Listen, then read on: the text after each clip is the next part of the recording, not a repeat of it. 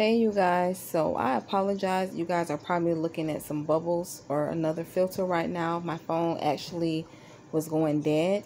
So for this one, I'm going to actually just have to leave it on the charger and record because the other two videos are still processing and uploading.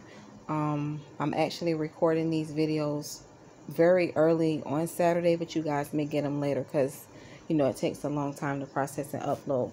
So I'm going to do my best to finish up the introduction and outline the contents in this video. Whatever I don't get a chance to finish will conclude in part 4, but I'm going to do my best to do it here.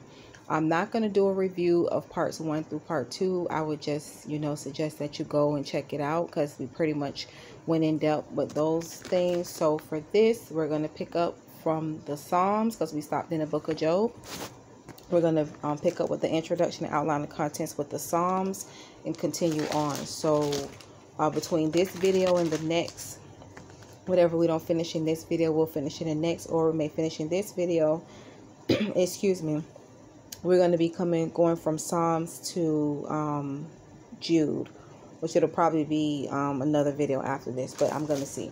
So here's Psalms, introduction and outline of contents. The Psalms are poems or songs of praise. Revelation.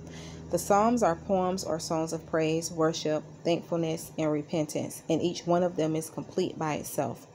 They also show a variety of feelings, emotions, attitudes, and interests.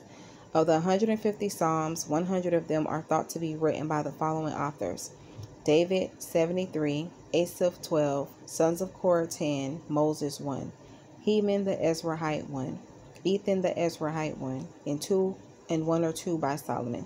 The rest of the Psalms have no recorded author. Because the Psalms are written by so many people from different time periods and they show such a variety of emotions, they have had a worldwide appeal and are familiar and loved by many people. Hebrew poetry often uses pairs of lines. The second line either repeats the thought of the first or gives an opposite. Look for these pairs of lines as you read the Psalms. And then the outline of content. So for Psalms, guys, we do have a Psalm series. Like I said, most of these we haven't read. We haven't read the entire Bible, but we've read the majority of it.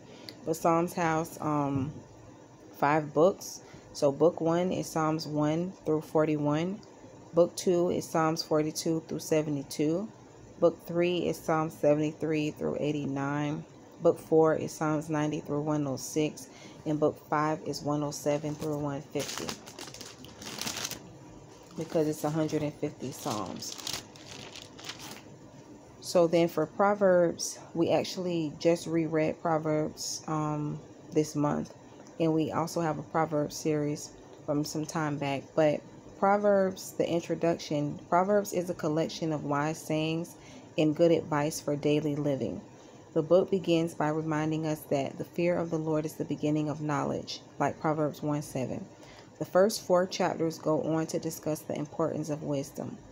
Following this, the author includes a collection of short and powerful 2-line sayings that cover many different subjects, including marriage, social behavior, friendship, justice, folly, poverty, wealth, family, love, laziness, and warnings against drinking and adultery. Many of these proverbs came from King Solomon. Others were copied by the men of Hezekiah. Agur and Lemuel wrote the last 2 chapters because it's 31 chapters. So the outline, the contents for Proverbs, chapters 1 through 9, it talks about instructions on wisdom and foolishness. And guys, if it seems like I'm going too fast for some of you, pause the video, or you can check out the playlist when we did these Bible studies. But because we're covering like the entire 66 books, introduction, outline, the contents, that kind of is a lot to do. So for sake of time, I'm just trying to continue on. But if at any point y'all need to pause, y'all can pause the video. So chapters 1 through 9 is instructions on wisdom and foolishness. 10 through 22 is the Proverbs of Solomon. 22 through 24 is sayings of the wise. 25 through 29 is more Proverbs of Solomon. And then 30 through 31 is sayings of Agur and Lemuel. So that's Proverbs. After Proverbs, guys, is the book of Ecclesiastes. We also have a series on that. In the introduction, Ecclesiastes studies the meaning of life. The teacher looks at wisdom, pleasure, work, power, riches, religion, and other things. All of these have some value and are useful in the proper time and place, but they have lasting value only if God is at the center of man's life. Reverence and respect for God and a real devotion in serving God are the most important in making life have meaning. Without God, the teacher says everything is meaningless. So that's the introduction. And then the outline of contents, because it has like 12 chapters. Chapter 1 talks about life is without meaning. And of course, it talks about more than these, guys. This is just the outline. But like once you read it or you listen to it, you'll see like it goes like more into detail and everything. So chapter 1, life is without meaning. Excuse me, guys. 1 through 2 talks about the limits of wisdom. 3 talks about a time for everything. 4 through 5 talks about disappointments and contentment. 6 through 8 talks about satisfaction in this life is limited. 9 through 10 is life balance with wisdom. 11 through 12 is true wisdom, fear of God. So that is Ecclesiastes. And then after Ecclesiastes is Song of Songs, I believe. Yes, Song of Songs. We did read Song of Songs before also. But the introduction for this, guys, it has like 8 chapters. Some Bible translations say Song of Songs. Some say Song of Solomon. Songs of Solomon. Song of Solomon, like that. But it's like the Song of Songs. It's like the love. It talks a lot about love and different things in this book. So the introduction for Song of Songs, although some scholars view Song of Songs as being a picture of Christ's love for his people, the more accepted view of Song of Songs is that it is a collection of love poems between a lover and his beloved. It is a beautiful picture of ideal human love in marriage. And then the outline of contents, chapters like 1 and 2 talks about the bride and the bridegroom, because you'll see a lot here like beloved, friends, lover. You'll see like who's saying what. Chapters 2 also going into 3 is the praise of her beloved. Chapters 3 going into 5, like 3, 4, 5 is in praise of the bride. Chapters 5 through 7 is the troubled love. And chapters 7 through 8 is the unbroken communion. So that's Song of Songs. And it's really beautiful. You know, they have a lot of good stuff in there. Isaiah, we have an Isaiah series. The introduction for him, and this is a lengthy book as well. It has 66 chapters, but it has a lot of powerful things in this book as well if you've never read it. So the book of Isaiah, introduction. Isaiah prophesied in Judah during the reigns of kings Uzziah, Jotham, Ahaz, and Hezekiah. According to tradition, Isaiah was martyred under Manasseh, the wicked son of Hezekiah, about 680 BC. Isaiah repeatedly warned the people that Jerusalem and Judah would be judged because of their wickedness. In chapter 39, he predicted the Babylonian exile, but he also held to the hope that the kingdom would be restored again. I'm going to read that again. But he also held to the hope that the kingdom would be restored again. Beginning in chapter 40, Isaiah offered comfort with these promises from God. Number 1, the Babylonian exiles would be allowed to return to Jerusalem. 2, a righteous suffering servant would bring salvation. And then 3, God would set up a new righteous kingdom. So the outline of contents for this, guys, chapters 1 through 6 talks about judgment and hope of restoration. Chapters 7 through 12 talks about hopes in Assyria or God. 13 through 23 talks about prophecies about nations. Israel's judgment and deliverance is chapters 24 through 27. Chapters 28 through 35 talks about warnings in Zion restored. King Hezekiah withstands Assyria is found in chapters 36 through 39. Promises of divine deliverance is chapters 40 through 56. And the final kingdom established is 56 through 66. And of course, it's talking about other things in depth, like I said, but, you know, like as you read it, it'll, you know, give you more details. So next after Isaiah is Jeremiah. Jeremiah, just the introduction. Jeremiah, like Isaiah, was a young man called by God to warn Judah about its wickedness. He spent the first 20 years of his ministry under Josiah, a good king who tried to bring the people of Judah back to God. After this, Jeremiah was often in danger from political and religious leaders who were angry because of his messages. Through all this, God protected Jeremiah so he could continue to warn the wicked and confront and comfort those who trusted in God. After Jerusalem was destroyed in 586 BC, Jeremiah chose to remain with the people and eventually went with them to Egypt. Since the messages of Jeremiah are not arranged in chronological order, it is helpful to read the history of Judah as found in Kings and Chronicles, which we have series on both, and we talked about those in the prior videos from today, right, to better understand Jeremiah's messages. So here's the outline of contents, because it has like 52 chapters. This is also lengthy. Chapter 1 is the call of Jeremiah. Chapters 2 through 6 is the sinful condition of Judah. Chapters 7 through 12 is the temple, the law, and the covenant. Chapters 13 through 18 is the certainty of captivity. Chapters 19 through 29 talks about Jeremiah confronts the leaders. The promise of restoration is found in chapters 30 through 33. The kingdom falls apart, chapters 34 through 39. The trip to Egypt is chapter 40 through 45. Messages concerning foreign nations, 46 through 51, and then the fall of Jerusalem is 52. So that is Jeremiah, and then after Jeremiah is the book of Lamentations. Okay, guys, so Lamentations is next. The introduction for Lamentations. The title, I believe we have a Lamentation series also. Yeah, we do. The title of this book means funeral songs. The author was probably Jeremiah, and he was grieving about the destruction of Jerusalem, because a lot of people would pin him as the weeping prophet also. That's not in here, but that's just like a side note. So, was grieving about the destruction of Jerusalem. In the original language, Hebrew, the 22 verses in each of chapters 1, 2, and 4 use the 22 letters of the Hebrew alphabet to start the verse. The third chapter has 66 verses, and every third verse starts a new letter of the Hebrew alphabet. This is called an acrostic. Jeremiah reflects here on the total destruction that has happened to Jerusalem and the temple, but he recognizes that all of this is the judgment of a righteous God.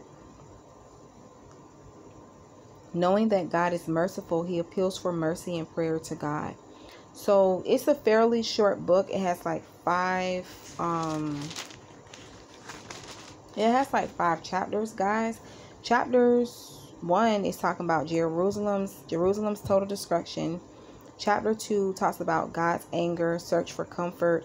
Chapter 3, excuse me, guys, is thoughts on suffering, hope in God. I just had a snack like after break, so sorry about it. So that's chapter 3. Chapter 4, the old glory of Jerusalem, present misery, and then the last chapter, which is 5, is a prayer for God's mercy. So that's what the book of Lamentations talks about. And we're still in the Old Testament. Once we get to the New Testament, it's going to be in Matthew. So we're now in Ezekiel, and I believe we have Ezekiel study as well. Introduction. The reason why I'm saying the ones that we have that I can remember that we have is because if you go to that playlist, or if you were on the Bible study, if you'll watch that, you will see on the playlist, like I put that, we did the introduction, outline the contents. It's discussed as we do it, and then I try to leave what each chapter talks about. So on that playlist, chapter 1 will tell you that it's talking about the living creatures and the glory of the Lord. And 2 is Ezekiel's call. Like, it'll kind of tell you like what you can look forward to in the chapters. And I also try to leave them either in the reference of the video, the title of the video, or in the description box of that particular Bible study, so you guys can know what it was talking about for you that like to take notes. Okay, so getting back to Ezekiel, the introduction. This book is named after the prophet Ezekiel, which means God is strong. His messages are dated between the years 593 to 571 BC and were given to his fellow exiles in Babylonian captivity. Born in 623 BC to a priestly family, Ezekiel grew up in the surroundings of the temple in Jerusalem. In 597 BC, he was included in the exile to Babylon. It was in 593 BC that he was called by God in the divine revelation to be a prophet. During the first part of his ministry, Ezekiel proclaimed basically the same message given by Jeremiah. Jerusalem and the temple were doomed to destruction because of the sinfulness and idolatry of the people. After the news reached Babylon that Jerusalem actually had been destroyed in 586 BC, Ezekiel proclaimed a new message of hope and restoration. God would regather the Israelites from the ends of the earth and reestablish them in their own land. The nations who challenged Israel's return would be defeated and judged. And he did go through a lot as well, but God was with him and God always backed him. But the outline of contents, because this is lengthy, also has 48 chapters. Ezekiel's call is like chapters 1 through 3. Chapters 4 through 24 talks about Jerusalem's sinful condition and doom. 25 through 32 speaks of foreign nations and prophecy. Hopes for restoration are chapters 33 through 39. And then Israel restored to Palestine. And some people say Palestine, like tomato, is 40 through 48. So that's Ezekiel. And then after Ezekiel is Daniel. We do have a Daniel series. Introduction for Daniel. Daniel has traditionally been named the author of this book. The entire book tells of the experiences of Daniel and his friends and the divine revelation that came to Daniel in dreams and visions during his lifetime, about 605 through 530 BC. Daniel was taken hostage from Jerusalem in 605 BC to the Babylonian court. After telling and interpreting Nebuchadnezzar's dream, talk about King Nebuchadnezzar, he was given a position of power. He wrote this book during Israel's captivity to encourage the people to trust in God who controls all of history. In the last 6 chapters of this book, Daniel describes his visions of the rise and fall of earthly kingdoms and finally the rise of an everlasting kingdom. So Daniel has like 12 chapters. The outline of contents, chapters 1 through 4, are the events during Nebuchadnezzar's reign. Chapter 5, it's the writing on the wall. Chapter 5, like 31 going into chapter 6, is Daniel in the den of lions, like Daniel in the lion's den. Chapters 7 through 8 are talking about visions during Belshazzar's reign. Chapter 9 talks about Daniel's prayer in the 77s, right? And then chapters 10 through 12 is Daniel's final revelation. So that's the introduction and outline of contents for the book of Daniel. Okay, the book of Hosea. I believe we have a Hosea series also. Introduction. The prophet Hosea, glory to God, was a citizen of the northern kingdom, which he commonly called Ephraim. He probably began his ministry before King Jeroboam II died in 753 BC and may have given his messages shortly before the fall of Samaria in 722 BC. I'm going to keep reading, guys, but with a lot of these Bible studies, guys, I've been on posting the videos for the last 4+ years. It's been like 4 years in a month or so. So when I'm saying we did these Bible studies, this has been over time. It's not like it's something we just did. It has taken years to study and do, So it's things that we've done over time, But again, like I said some days back, God was showing me doing this for, like, let's say people may not have time to go back and check the playlist or the videos. And you got some people on here that are seasoned, that know the word, they know the Bible. Some people, they don't. They're learning, and it's like, it'll just be good for all of us, because I haven't read the entire Bible. We haven't read the whole one. We've read a lot of it, but not all of it. But it'll be good for us to know, at least, like if someone say the book of Daniel, let's say you haven't read it yet, but at least you have a gist of the outline of what it's talking about in the introduction, and you'll know like what it's talking about. Or let's say you're going through a certain season, or God is highlighting a certain book to you in this season of your life. That'll be something for you to study or read or listen to on audiobook or whatever, so it's just good for us to know. That's what God was showing me, especially with our studying of the word, because that's important for us to do. Excuse me, guys. So again, we're on Hosea.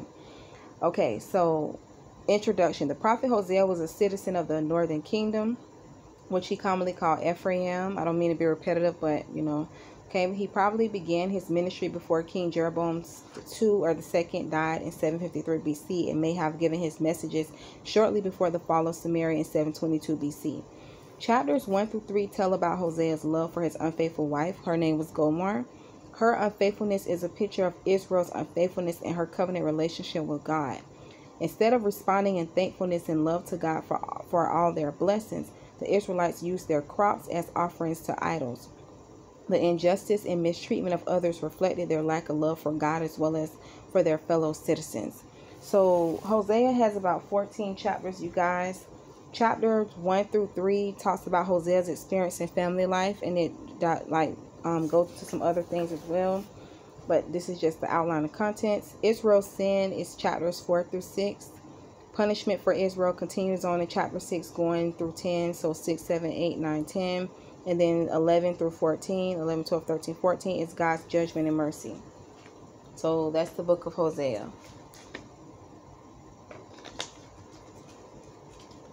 And after Hosea, guys, is Joel. Some people say Joel. Like I said in part 1, talking about the difference between the Old Testament and New Testament, but how we need both. But like a lot of the Old Testament also deals with minor prophets, major prophets, God as judge, vindicator, covenant. You're dealing with laws, you're dealing with rules, regulations, you're dealing with covenant, you're dealing with things spiritually and naturally. And then I told you guys what the New Testament was mostly about, like the gospel of Christ, the discipleship of Christ. Christ also, Messiah, was in the Old Testament as well, but like they say, Old Testament is concealed and New Testament is revealed. So excuse me, we need both to go together, right? So Joel, or the book of Joel, is introduction. Although the name Joel was common in the Old Testament,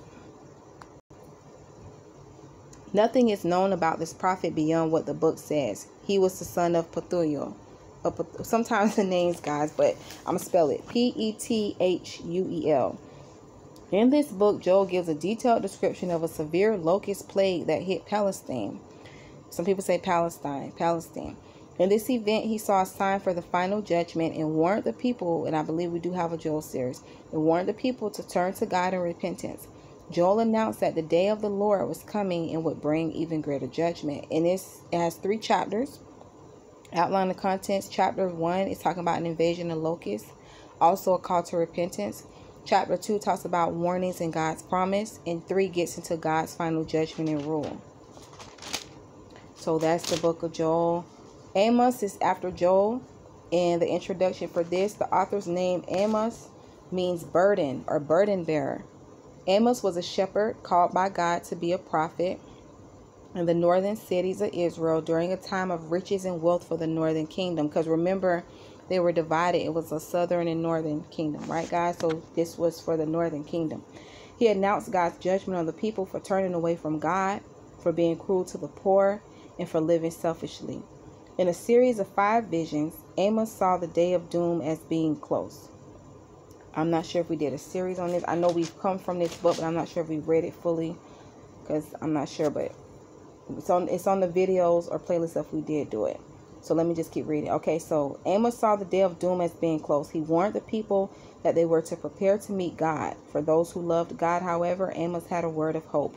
The day was coming when the kingdom of David would be re-established and God's people would dwell in safety. And this particular book has like 9 chapters. So chapters 1 through 2 outline the contents is judgment on Israel's neighbors. 2 also talks about, like, verses 6 through 16 is judgment on Israel.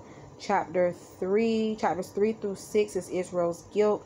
Chapters 7 through 9 is the 5 visions. And then chapter 9 continuing on, like verse 11 through 15 is Israel's restoration.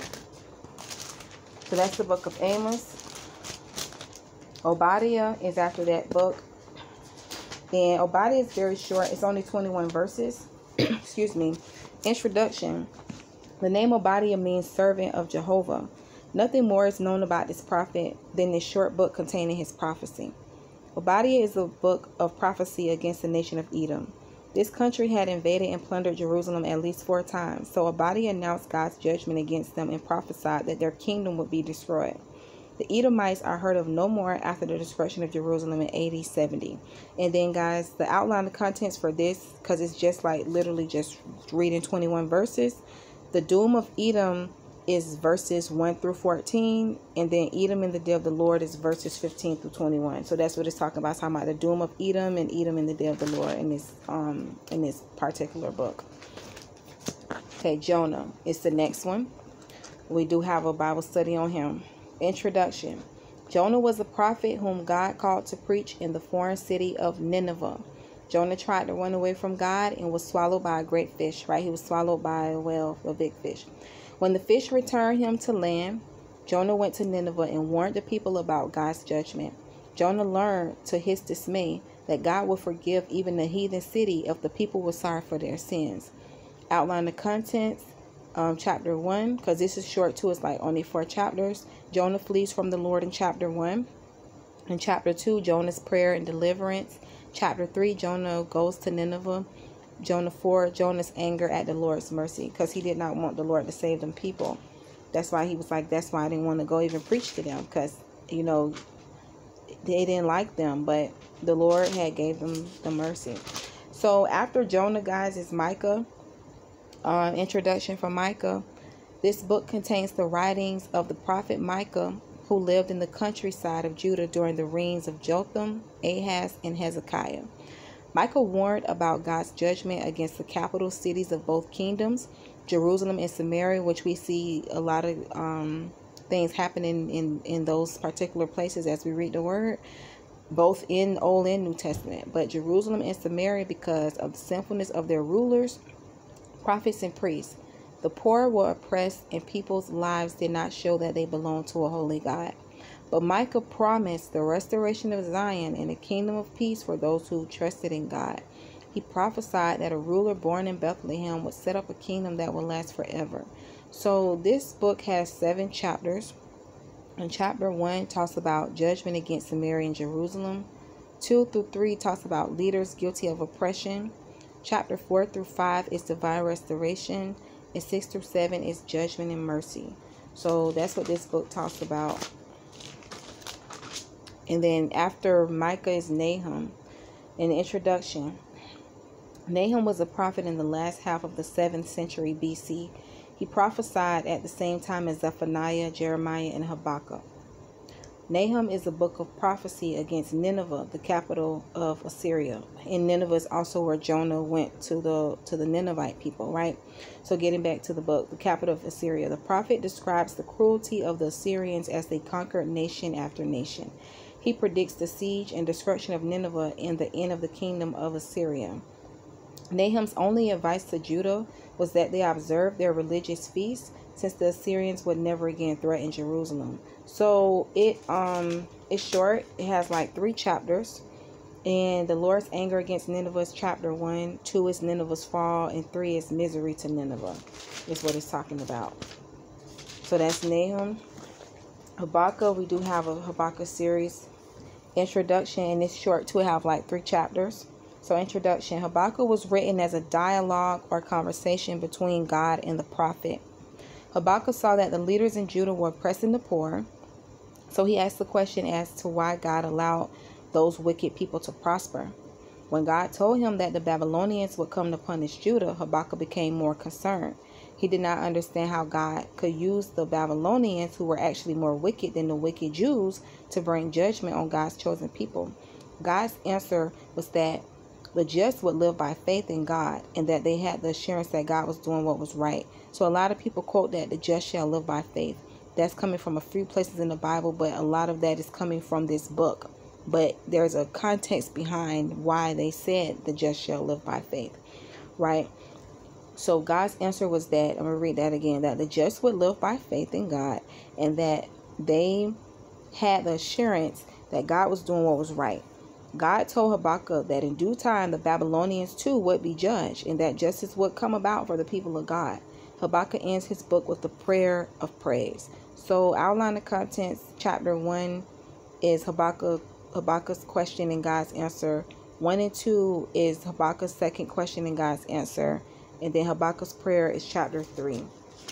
And guys, I'm going to continue on. We're going to have to do a part 4. My phone only allows me to do so much storage space, guys. So I'm going to just have to see you guys in the next video. And thanks for tuning in.